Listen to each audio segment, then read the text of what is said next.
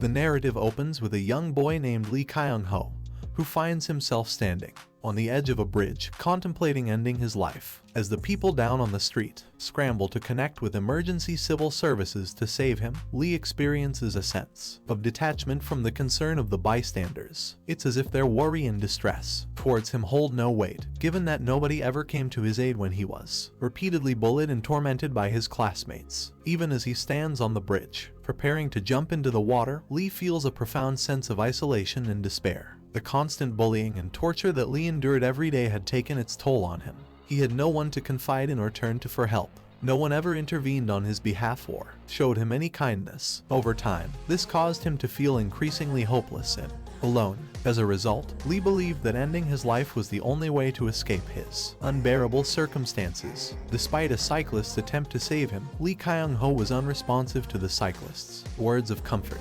expressing concern about his family's reaction if he were to go through with his suicide attempt. Lee had no family left to call his own, as they were all deceased. As he plunged into the water, the reality of drowning was more excruciating than he could have ever imagined. The sensation of his lungs being torn apart was unbearable, and he experienced the agony of suffocation firsthand. Despite his overwhelming pain, Lee persisted in his decision to end his life, driven by the belief that death was the only escape from his suffering. As Lee Kyung Ho began to lose consciousness, he recalled his mother, perhaps realizing the enormity of the decision he had made. However, despite his attempt to end his life, he was not successful. People on the street had alerted emergency services quickly, and he was rescued before it was too late. Lee Kyung Ho was walking down an alleyway, searching for a quiet place when he suddenly encountered Sierra, the Grim Reaper. Despite the shock of seeing her, he was not surprised and hoped that his days of suffering were coming to an end.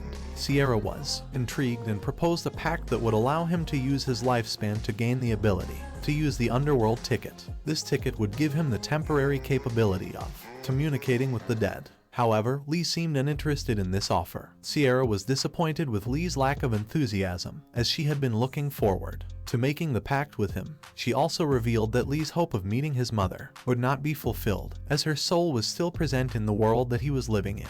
Despite Sierra's sinister and cunning demeanor, Lee did not react or show any interest in her proposition, leaving her to smirk in excitement alone. While walking, Lee Kyung Ho stumbled upon a group of guys who were cruelly torturing a defenseless cat. Lee couldn't bear to witness such brutality and immediately called the police. Unfortunately, his intervention brought the wrath of the guys upon himself, leading to physical harm. At that moment, Lee was overwhelmed with frustration and pain as he couldn't understand why innocent beings like cats had to suffer and die for no reason. As he sat alone on the ground, his mind drifted to the memory of his mother's sacrifice. For him, he remembered how she accepted her fate to save her son, and this realization left him feeling a deep sense of sorrow and regret. Despite Lee Kyung Ho's efforts to intervene and stop the bullies from torturing the little cat, they still ended up killing the innocent animal. One of the bullies, named Hyo Jong, was a skilled boxer, and he and his friends found it amusing to mock and belittle Lee Kyung Ho. However, Kyung Ho surprised them all when he suddenly got into a boxing stance and effortlessly dodged all of their punches, moving with the agility of a butterfly fluttering around in their hands. Hyo Jong, impressed by Kyung Ho's skills, proposed a real boxing match at the Hangsun Gym the following day. However, what Hyo Jong and his friends didn't know was that Kyung Ho had formed a pact with Sierra, the Grim Reaper, in exchange for his lifespan. Kyung Ho summoned the soul of the legendary boxer, Muhammad Ali. Kyung Ho moved like a sea serpent, whooshing like a whale as he delivered swift and powerful punches that sent Hyo Jong and his friends crashing to the ground. Even the leader of the group was unable to withstand the force of Kyung Ho's blows, falling to the ground like a ripped-apart punching bag. It was a triumphant moment for Kyung Ho, who had finally found the strength to stand up for himself and fight back against those who had tormented him for so long. After Lee Kyung Ho's encounter with Sierra, the Grim Reaper, he was presented with a tempting deal. He could use his lifespan to cast a spell that would give him the ability to temporarily possess the body of any dead person. Sierra explained that he would only be able to use this power once in exchange for a year of his lifespan. She described the deal with an air of excitement and delight, her sinister smile sending shivers down Lee Kyung Ho's spine. However, despite the allure of the deal, Lee Kyung Ho's thoughts remained focused on finding his mother. Sierra warned him that he would not be able to achieve his goal the power of the underworld ticket, as his mother's soul was still lingering in the world of the living. But Lee Kyung Ho was determined to find her, no matter the cost. He was willing to sacrifice his whole lifespan in search of someone who could see spirits, and with their help, he hoped to finally reunite with his mother. As he left Sierra's presence, he would be able to overcome any obstacle in his path. The following day, Lee Kyung Ho found it difficult to sleep as he was unable to get the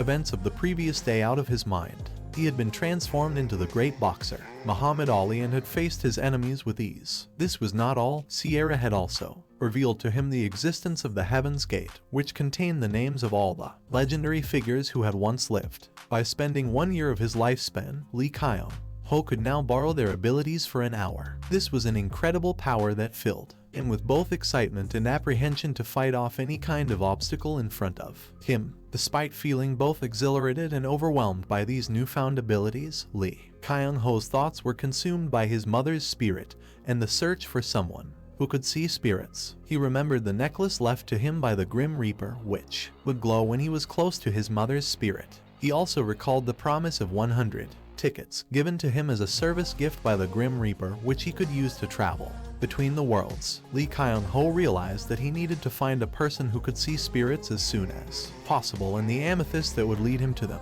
He suspected that the person he is looking for might be someone in his school according to the information he was provided by the Grim Reaper, but he didn't want to jump to any conclusions without having any proof in his grasp, as it isn't something he can discuss openly to anybody. However, when he encountered his bullies again, he couldn't help but feel uneasy. Lee Hyun-seob, one of the bullies, attacked him with his newly learned nunchaku skills, and Lee Kyung Ho found himself instinctively retaliating with the knowledge that he now possessed the powers of the greatest legends. He soon realized that he needed to be more careful, as he only had 364 days left to live, and not having enough underworld tickets on him, Lee Kyung Ho started to strategize, calculating how much time it would take to test everyone in the school to find the child who could see spirits by looking deep into the underworld ticket. But before he could set his plan in motion, he was confronted by one of the bullies who lured him into a dark alley where the gang was harassing a girl for money. Lee Hyun-seob resumed bullying Lee Kyung Ho for no apparent reason, but Lee Kyung Ho's unwavering and fearless stare seemed to intimidate his bully, giving him a sense of superiority that fueled his cruelty. The situation soon escalates as Lee Hyun-seob persisted with his attacks and brutally kicked Lee Kyung Ho in the face, causing him to bleed all over his mouth. When the first phase of their torment ended, another phase began as they held the pack of rotten milk in their hands to take the bullying to another level. Despite being forced to drink rotten milk by one of the bullies, Lee Kyung Ho was about to let the bullies go, since he only had one ticket left to use in his quest, which he needed later in his quest to look for his mother. However, Lee Kyung Ho couldn't control his anger any longer, especially when he saw his precious necklace getting banged up on the ground, which was given by the Grim Reaper to him. The necklace was the only way he could connect to his long-lost mother, and it was the most precious thing in his life, full of endless pain. Lee Kyung Ho decided to use his last ticket to borrow the legendary abilities of the world-famous Kung Fu master Bruce Lee. Utilizing his new skills, Lee Kyung Ho unleashed the world-famous technique named One-Inch Punch, a groundbreaking martial arts technique that sent his bully flying and crashing on the ground near the feet of his gang leader. Finally, Lee Kyung Ho had shown his bullies that he would no longer be their punching bag, and that he now has the power to defend himself against them.